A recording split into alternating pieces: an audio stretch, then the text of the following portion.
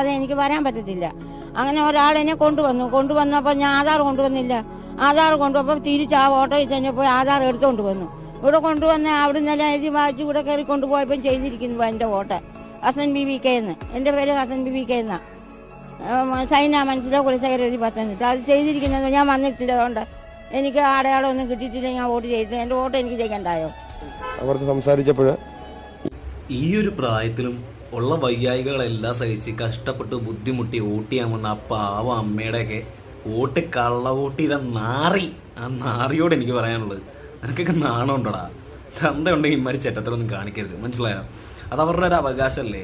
നിന്റെ വീട്ടിൽ കയറി നീ ചെയ്യേണ്ട കാര്യം വേറെ ആരെല്ലാം ചെയ്താൽ നിനക്ക് ഇഷ്ടപ്പെടുമോ? ഇല്ലല്ലോ. അതേപോലെ തന്നെ അവരുടെ അവകാശമാണ് അത്. നിന്റെ തന്ത കൊടുത്തതല്ല, അത് അവർക്ക് ജന്മനാ ഉള്ള അവകാശമാണ്.